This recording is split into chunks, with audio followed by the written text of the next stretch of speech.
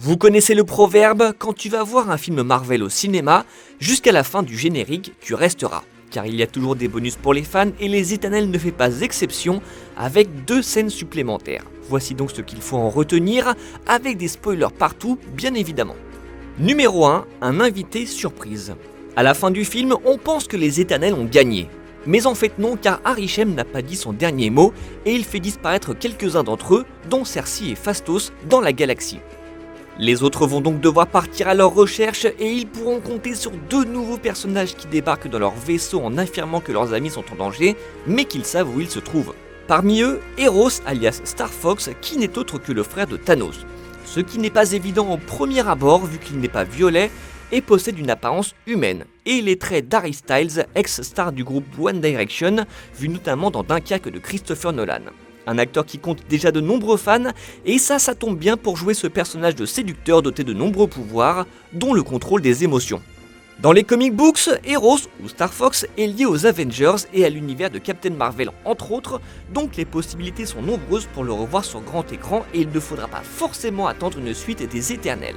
On peut même s'attendre à le croiser dans Les Gardiens de la Galaxie 3 en mai 2023, car il est ici accompagné par Pip le Troll qui, toujours dans les comics, est un fidèle compagnon d'Adam Warlock. Or, Adam Warlock, on le sait, sera dans Les Gardiens de la Galaxie 3 sous les traits de Will Poulter, donc Pip et Star Fox peuvent se joindre à la fête. Adam. En attendant d'en savoir plus, ce qu'il faut retenir c'est que Thanos est mort, en théorie, place maintenant à son frère. Numéro 2, une voix mystérieuse. La deuxième scène post-générique se focalise sur Dane Whitman, joué par Kit Harington. Ce dernier était sur le point de nous révéler le secret de sa famille quand Cersei a été enlevée par Arishem, et autant dire que ça nous a un peu frustrés. On le retrouve heureusement à la toute fin du générique, devant un coffre en bois qui a l'air de lui faire peur.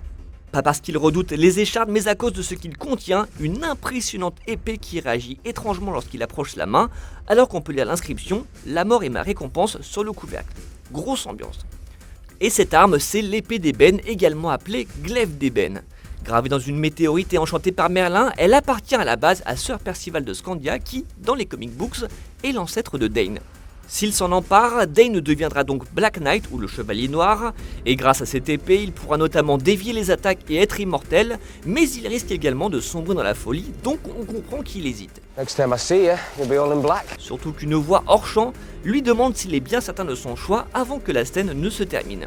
On imaginait tous que cette voix était celle de Sir Percival et c'était logique, mais non, car Chloé Zhao a confirmé qu'il s'agissait en réalité de Blade, et oui, le chasseur de vampires qui sera de retour au cinéma en 2023 sous les traits de Mahershala Ali. Les Éternels marquent donc la première apparition, vocale du moins, de l'acteur dans le Marvel Cinematic Universe. Et on peut donc s'attendre à ce que Kit Harington ait un rôle dans son film solo, avant de devenir Black Knight et d'aller aider les Avengers à combattre Kang le Conquérant. C'est en tout cas ce qui se passe dans les comic books.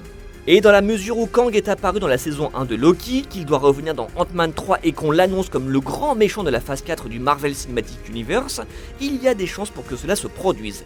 Bref, Marvel place les pièces de son puzzle et nous prépare quelque chose de gigantesque. Voilà, c'est tout pour aujourd'hui, on se retrouve très bientôt pour d'autres infos liées au cinéma et à la pop culture, et en attendant, dites-nous ce que les scènes post-génériques vous inspirent. Et surtout, n'oubliez pas que chez Marvel, un titan peut en cacher un autre, et que Star Fox n'est pas un renard de jeu vidéo. Allez, salut!